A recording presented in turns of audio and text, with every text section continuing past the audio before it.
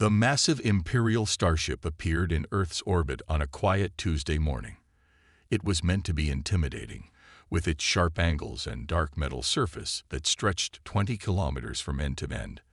But to the humans watching from below, it looked rather old-fashioned, like something out of a classic science fiction movie from the 2020s. Admiral Tom Reed of the Human Space Force sat in his office, sipping his third cup of coffee for the day.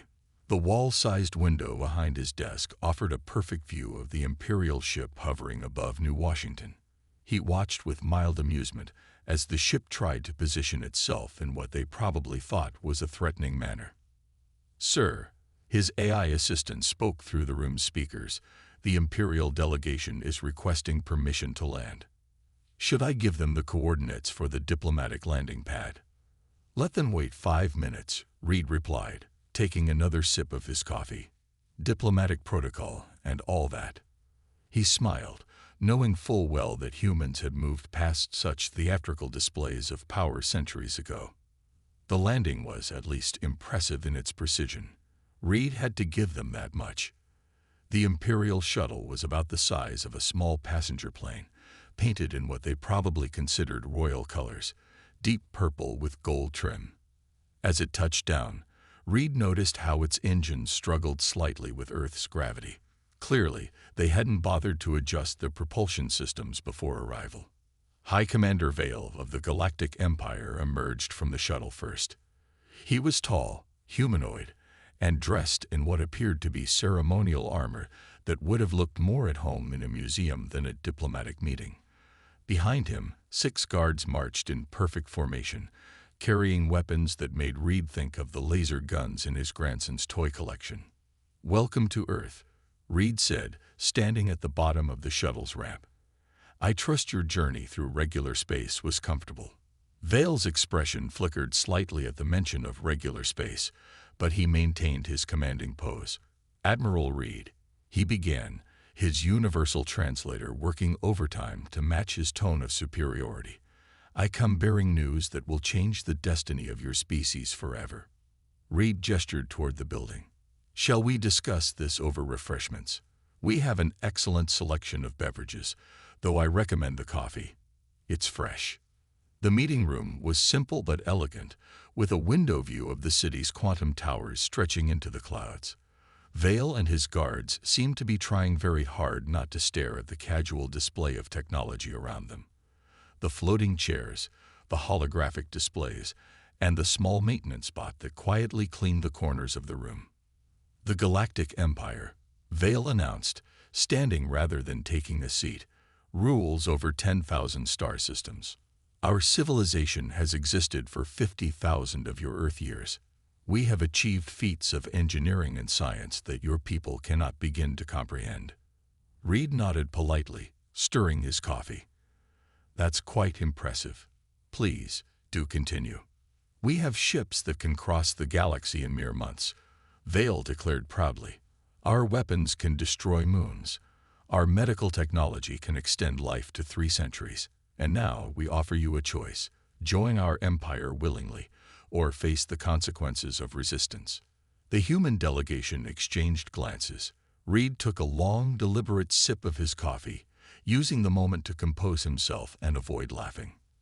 The maintenance bot in the corner actually stopped cleaning for a moment, as if processing the absurdity of the threat. "High Commander Vale," Reed finally said, his voice carefully controlled, "we appreciate your offer. However, I feel there might be some misunderstanding about Earth's current technological status. Perhaps we should schedule a proper exchange of information."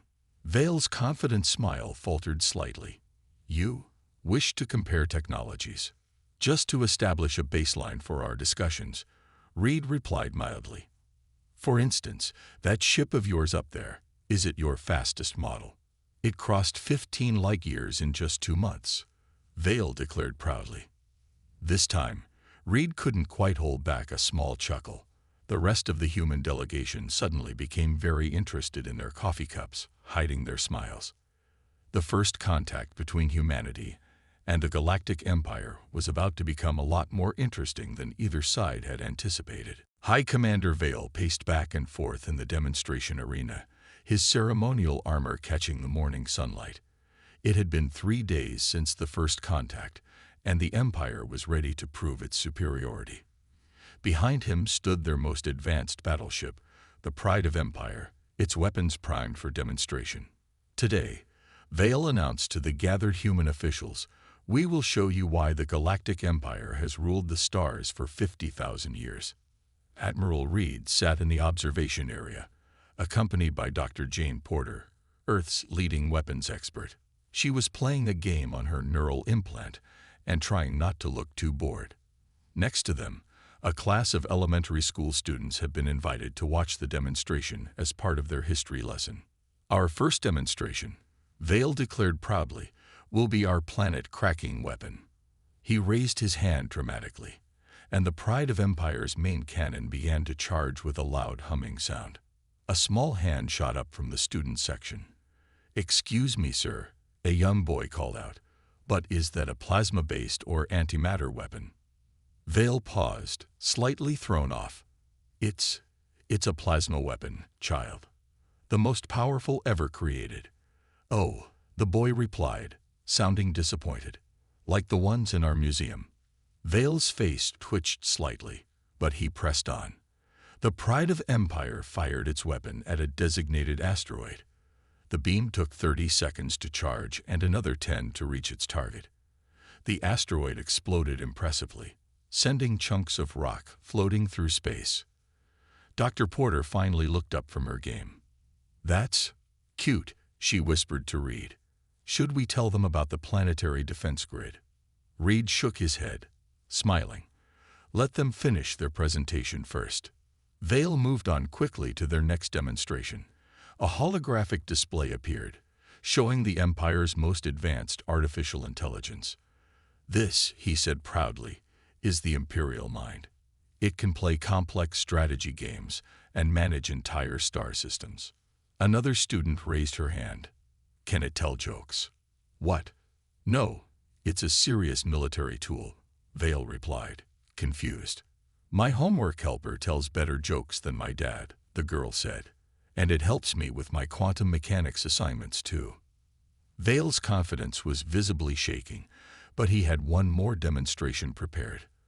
A medical pod was wheeled out, its interior glowing with a soft blue light. "This is our crowning achievement," Vale announced. "With this technology, we can extend an Imperial citizen's life to 300 years. He looked expectantly at the human audience, waiting for gasps of amazement. Instead, one of the adult observers raised his hand. "Sorry," the man said, "but is that chronological years or biological years?" What do you mean?" Vale asked. "Well," the man explained patiently, "are you just extending their lifespan, or are you actually preventing cellular degradation? Because my daughter's pet goldfish has better life extension tech than that." Vale's face had turned an interesting shade of pale. He turned to his aides, whispering urgently. The human observers could hear fragments like "impossible," and "they must be bluffing." Admiral Reed finally stood up, taking pity on the increasingly flustered Imperial delegation. "High Commander Vale," he said kindly, "perhaps we should move on to a cultural exchange instead. We'd be happy to show you some of our technology as well, though we might want to start with the basics. We wouldn't want to overwhelm you." "Overwhelm us," Vale sputtered. "We are the Galactic Empire. We demand a proper demonstration of your supposed capabilities." Reed looked at Dr. Porter, who shrugged and tapped her neural implant. Above the arena, the sky suddenly lit up with thousands of automated defense platforms, decloaking in perfect formation. Each one was more advanced than the entire Imperial fleet. "Oh," Vale said quietly, "those are real." "Of course," Reed replied. "They're part of our children's early warning network. Would you like to see the adult version?" The elementary school students giggled as Vale quietly sat down, his grand demonstrations forgotten. The Galactic Empire was about to learn a very important lesson about making assumptions. Dr. James Miller adjusted his glasses as he walked into the Human Scientific Council's main presentation hall. The room was packed with Imperial observers, including a very uncomfortable-looking High Commander Vale. After yesterday's failed Empire demonstration, humanity had decided it was time for a proper show and tell. "Good morning," Miller said cheerfully. "Today we'll give you a small tour of some of our basic civilian technology. Nothing too fancy. We wouldn't want to cause any cultural shock." He winked at Admiral Reed, who was trying very hard not to grin. "First," Miller continued, pressing a button on his wrist device, "let's talk about energy production." The room's walls became transparent, revealing the massive Dyson swarm around the sun. Countless solar collectors, each the size of a continent, gathered energy with nearly perfect efficiency. One of the Imperial scientists dropped his datapad.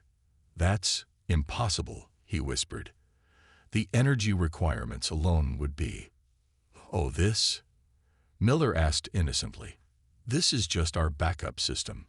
We mainly use it to power our children's entertainment networks these days. Would you like to see our primary power source?" Vale quickly shook his head. He had gone quite pale again. "Now about those strategy games your eye likes to play," Miller continued. He gestured to a small cube floating above his palm. "This is one of our quantum computers. Currently, it's running simulations of 17 different universes, complete with their own physical laws. My daughter uses it for her homework." The Imperial AI experts in the room were frantically checking their instruments, trying to understand how something so small could be so powerful. "But that's nothing," Miller said with a wave of his hand. "Let me show you something really interesting." He pulled out what looked like a simple water bottle. "This contains about 1,000,000 medical nanobots. They're programmed to repair cellular damage, prevent aging, and occasionally help with the crossword puzzle." "Crossword puzzle?" Vale managed to ask. "They get bored sometimes," Miller explained. "We had to give them hobbies. Now about your space travel technology." Before he could continue, one of the Imperial guards finally broke protocol. "But how?" he burst out. "How did you achieve all this? We've been a spacefaring empire for 50,000 years. Miller paused, looking thoughtful. "Well, I suppose we had good motivation. Nothing makes humans innovate faster than someone telling us something is impossible. That, and we really wanted to explore the galaxy without spending months in transit. Do you know how boring long space trips are?" He walked over to a simple door at the side of the room. "Speaking of travel, would anyone like to visit Alpha Centauri? The cafe there has excellent pastries, and we could be back in time for lunch." The Imperial delegation stared at the door as if it might bite them. One brave scientist stepped forward. "Your people can travel 4 light years in time for lunch." "Of course," Miller replied. "We have to. The best coffee shop in the galaxy is in the Andromeda system, and my wife gets grumpy if her morning coffee isn't fresh." At this point, several Imperial observers were quietly edging toward the exit. Vale remained in his seat, but his proud posture had deflated considerably. The mighty Galactic Empire was beginning to realize they might have made a slight miscalculation in challenging humanity.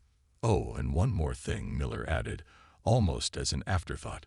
"That universal translator you're using. It's doing a decent job, but it seems to be struggling with complex concepts. Would you like to borrow one of ours? The basic civilian model can translate any language in the known universe, including several that haven't been invented yet." Admiral Reed finally took pity on the shell-shocked Imperial delegation. "Perhaps we should break for lunch. Give everyone time to process things." As the Imperials filed out of the room, many of them looking dazed, Miller turned to Reed with a smile. "Should we tell them about the really advanced stuff?" "Let's save something for tomorrow," Reed replied. "We wouldn't want to run out of surprises too quickly." High Commander Vale stood before the Imperial Council's emergency meeting, which was being held via holographic projection. His hands were shaking slightly as he held his report, but his voice remained steady. "They must be using tricks," he declared to the assembled council members. "No civilization could advance so quickly. It's simply impossible." The head counselor, an elderly being named Marcus, leaned forward in his ornate chair. Are you suggesting that humans have fooled all our scanning equipment? Deceived our best scientists? Vale wiped his forehead. Perhaps they've developed some form of mass hallucination technology. Yes, that must be it. His voice rose with desperate hope. They're just making us think we're seeing these impossible things. At that moment, his personal communication device chimed. Vale's face turned an interesting shade of green as he saw what was appearing on screens across the galaxy. Humans had started sharing memes about the Empire's technology, and they were spreading faster than Imperial ships could travel. One popular image showed an Imperial starship labeled Empire's fastest ship next to a human child's bicycle with the caption, "Still faster." Another compared the Empire's AI to a human toaster, with the toaster winning a chess match. "This is outrageous," shouted one council member. "We must demand proof. Real, physical demonstrations of their supposed capabilities." Vale tried not to wince. They've agreed to that already. They're calling it Technology Show and Tell Week. They've even invited school children to attend. The council chamber erupted in chaos. Half the members were demanding immediate military action, while the others were frantically calculating how much of their technology stocks they should sell before the market crashed. Meanwhile, on Earth, Admiral Reed was having a much more pleasant morning.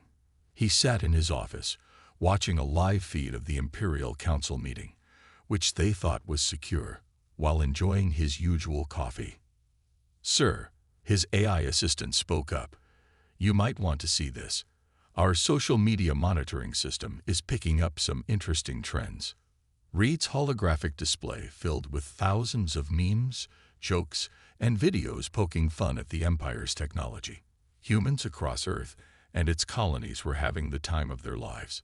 One viral video showed a comparison between an Imperial medical pod and a human first aid kit, with the first aid kit somehow being more advanced. "Should we try to calm things down?" the AI asked. Reed took another sip of his coffee. "No, I think this is actually helping. Sometimes humor is the best way to handle cultural shocks like this." Back in the Imperial Council chamber, Vale was still trying to maintain control. "I propose a series of controlled tests," he announced. "We'll challenge them in specific areas where we excel. Military technology, computational systems, medical advancements. And what if they humiliate us again?" Marcus asked quietly. They can't possibly be superior in every field," Vale insisted, though his voice lacked conviction. "Besides, we've ruled the galaxy for 50,000 years. They've barely been in space for a few centuries."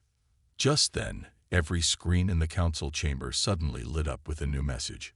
It was an invitation to the first annual Human Imperial Technology Exchange Fair, complete with a cartoon mascot of a smiling Earth, giving a thumbs up to a confused-looking Imperial ship. The message ended with a note that made several council members choke on their drinks. "Don't forget to bring the kids. Free ice cream and quantum physics demonstrations for children under 12. Vale stared at the message in horror. "They're not even taking us seriously anymore, are they?" Marcus sighed heavily. Did they ever? As the Imperial Council descended into another round of arguing, a small notification appeared on Vale's device. Someone had tagged him in another meme. Despite his better judgment, he looked. It was a picture of his face from the first contact meeting, with the caption, "When you try to conquer Earth, but they treat it like a school field trip." The Galactic Empire's dignity was crumbling, one meme at a time. The Technology Exchange Fair grounds were packed with both humans and Imperial citizens. Colorful banners hung everywhere, and the smell of ice cream mixed with the faint hum of quantum computers. High Commander Vale stood at the Empire's main display, trying to maintain his dignity while a line of human children waited for their turn to test Imperial technology. "And now," Vale announced, his voice only slightly strained, "we will demonstrate our fastest ship's capabilities." The Pride of Empire fired up its engines, creating an impressive light show. On the giant display screen, everyone could watch as it began its journey to Alpha Centauri. The ship's captain proudly announced it would complete the journey in just under 2 months. "That's nice," said a human teenager eating a triple scoop ice cream cone. "But I'm supposed to be at my friend's house in Alpha Centauri for dinner in an hour. Could you guys give me a ride, or should I just take the regular shuttle?" Vale quickly moved on to the next demonstration. "Behold our mighty battle robots." A line of gleaming mechanical warriors marched out, their weapons systems fully activated. A small girl raised her hand. "Are those like the toys my brother got for his birthday?" "These are not toys," Vale protested. "These are advanced combat units capable of coordinated tactical operations." "Oh," the girl said, looking disappointed. "My brother's toys can do that too. And they tell better jokes." At the next station, the Empire's best scientist, Dr. Pike, was showing off their most advanced AI system. "It can perform millions of calculations per second," he declared proudly. "Excuse me," interrupted a human housekeeping AI that was passing by with a cleaning drone, "but would you like me to help optimize your system? I noticed it's running rather slowly while I was solving my morning's quantum physics puzzles." Dr. Pike sat down heavily in his chair, muttering about impossibilities and violations of known physics. Meanwhile, Admiral Reed and Dr. Miller walked through the fair, trying their best to be diplomatic. They stopped at each Imperial demonstration, nodded politely, and managed not to laugh out loud at the increasingly desperate attempts to prove Imperial superiority. "Should we show them our kindergarten science projects?" Miller whispered to Reed. "Those might be closer to their technology level." Reed shook his head. "Let's not make it worse. Though I do think my grandson's pet hamster has a more advanced habitat than their best battleship." The day's events reached their climax when the Empire decided to demonstrate their revolutionary faster-than-light communication system. Vale proudly explained how it could send messages across the galaxy in just under a week. A human communications technician, who was setting up the afternoon's snack delivery to the Andromeda Galaxy, actually stopped what she was doing to ask, "Wait, you're serious? You can't even manage instant communication. How do you play online games?" "Online games?" Vale asked weakly. "Yeah, my kids are currently in a virtual reality session with some friends in the Triangulum Galaxy. The lag would be terrible with your system." Vale looked at the technician, then at his communication device, then back at the technician. Finally, he did something very un-Imperial. He laughed. It started as a small chuckle and grew into a full belly laugh that drew surprised looks from other Imperial officials. "We really thought we could conquer you," he said, wiping tears from his eyes. "We actually believed we were the most advanced civilization in the galaxy." Reed patted him on the shoulder. "If it helps, you're taking it better than the Regellian Empire did last year. They're still insisting that their steam-powered spaceships are the pinnacle of technology." As the fair continued around them, more Imperial citizens began to relax and actually enjoy themselves. Some were even asking questions about human technology out of genuine curiosity rather than disbelief. The Empire's pride might have been bruised, but at least they were finally learning to laugh at themselves, though the memes about their advanced technology would probably continue for a few more centuries. 2 weeks after the Technology Exchange Fair, Junior Commander Dan Trell sat in Earth's largest library, surrounded by a group of young Imperial officers. They weren't plotting conquest or designing weapons. Instead, they were watching cat videos on the quantum internet. "So you're telling me," Trell said, pointing at his tablet, "that humans advanced this quickly because they kept making jokes about it being impossible?" "Pretty much," replied Bill from the Earth Historical Society. "Every time someone said faster-than-light travel is impossible, some human scientist would say, 'Hold my coffee,' and break another law of physics." The group of young Imperial officers burst out laughing.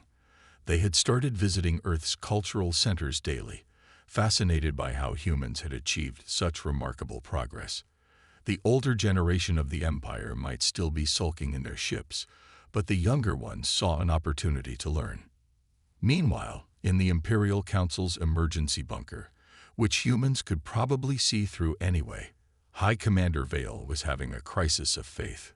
"Our entire civilization," he muttered, staring at his reflection in a window. "All our achievements, our 50,000 years of progress, and they did it better in a few centuries while making memes about it." "That's not entirely accurate," said Admiral Reed, who had somehow appeared in the supposedly secure bunker with a fresh cup of coffee. "We also did it while arguing on the internet and trying to prove each other wrong." Vale didn't even jump at Reed's sudden appearance anymore. "How do you humans do it? How do you advance so quickly while treating everything like a joke?" Reed smiled and pulled up a chair. "Have you ever noticed that half our scientific breakthroughs started as someone saying, 'Wouldn't it be funny if?' The other half usually began with, 'I bet you can't.'" Back at the library, Trell and his group had moved on to studying human history. They were particularly fascinated by the concept of scientific rivalry driving innovation. "Wait," one young officer said, "you're telling me humans invented teleportation because two scientists were arguing on social media?" Bill nodded. "Yep." Dr. Thompson said it was impossible. Dr. Martinez said, "Watch me." And 3 months later, they were both accepting their Nobel Prize and still arguing about who was right. The Imperial officers looked at each other with growing excitement. They had been raised to believe that progress came through careful planning and rigid hierarchy. The idea that you could advance by challenging everything, including yourself, was revolutionary to them. In orbit above Earth, a group of Imperial engineers were getting their first lesson in human-style innovation. They had casually mentioned that their ship's engines couldn't be improved further, and now they were watching in amazement as a 12-year-old human girl explained how to make them 40% more efficient using principles from her physics homework. "But that breaks 3 laws of thermodynamics," one engineer protested.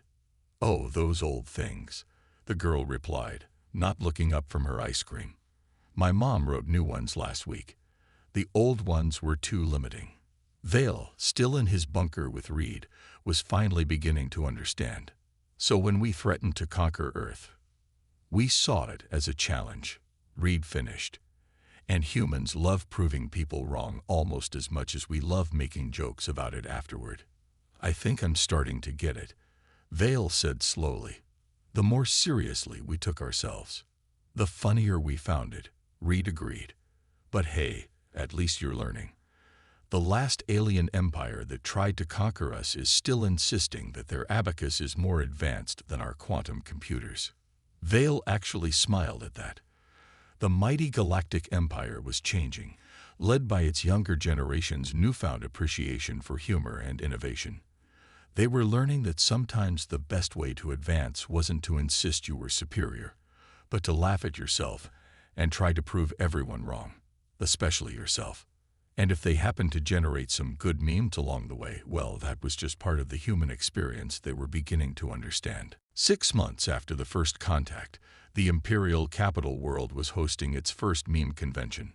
High Commander Vale, now wearing a casual Earth-style suit instead of his ceremonial armor, stood on stage looking at the eager crowd of humans and Imperial citizens. "When we came to Earth," he began, "we thought we were the most advanced civilization in the galaxy. We were wrong." He paused as the audience chuckled. "We were also boring. And that was our bigger mistake." The convention center was filled with displays showing the rapid changes in Imperial society. Their ships now had human-designed quantum drives, though the humans had given them the beginner's version. Their cities were being upgraded with technology that their children understood better than their engineers. Admiral Reed sat in the front row, sipping his inevitable coffee. Next to him, Dr. Miller was helping a group of Imperial scientists understand why their latest experiment had created a small pocket universe in their lab. No, Miller was saying patiently, "You're supposed to do that. The trick is making sure it has interesting physics inside. My daughter made one last week with talking purple gravity." In the main exhibit hall, Junior Commander Trell was running a booth called Imperial Technology, a history of getting it hilariously wrong. It had become the most popular attraction, with both humans and Imperials sharing stories and laughs about the Empire's former pride. And then, Trell told his audience, we tried to impress them with our faster-than-light drive that could cross the galaxy in months. Months. My human friend's cat has a better teleporter in its collar. The Empire's younger generation had embraced human culture with enthusiasm. Imperial schools now taught creative problem-solving through meme creation and advanced physics through proving people wrong. Their scientific progress in the past 6 months had outpaced the previous 5,000 years. Vale stepped down from the stage after his speech and joined Reed at his table. You know, he said, picking up a coffee of his own. He'd developed the habit. The old Imperial Council is still trying to figure out how this happened. Reed grinned, still stuck on the impossible technology theory. No, they've moved on to humans must be time travelers. They think it's the only way to explain how you advanced so quickly. Vale chuckled. They're wrong about that too, aren't they? Well, Reed's eyes twinkled. I should probably mention that time travel was invented last Tuesday by a high school student trying to avoid being late for class. Vale nearly choked on his coffee. You're joking. Am I? Reed winked. Better check your social media feed. Around them, the convention bustled with activity. Human children were teaching Imperial adults how to use basic quantum computers. Imperial teenagers were competing to create the best memes about their civilization's former technological pride. Someone had set up a display comparing the Empire's old fastest ship to various Earth vehicles, including a bicycle and a particularly ambitious hamster wheel. I've been thinking, Vale said, watching a group of mixed human and Imperial children playing with what looked like a miniature galaxy in a bubble. Maybe this is why we stagnated for so long. We were too focused on being superior to ever learn from others. Reed nodded. The moment you think you're the best is the moment you stop getting better. Humans never had that problem. We were too busy trying to prove each other wrong to ever think we were the best at anything. And now? Vale asked. Now? Reed gestured at the convention around them. Now we all get to be wrong together. And that's much more fun. As if to prove his point, an announcement echoed through the hall. Attention everyone. The Design the Silliest Faster-Than-Light Drive competition will begin in 5 minutes. Last week's winner, which powered ships by embarrassing memories, has been disqualified for being too practical. Vale laughed and stood up. Shall we enter? I have some particularly embarrassing memories about trying to conquer Earth that might work. Reed joined him, coffee in hand. Now you're thinking like a human. The Galactic Empire hadn't conquered humanity. Instead, they'd learned to laugh at themselves and joined humanity's endless quest to prove the impossible possible, one meme at a time.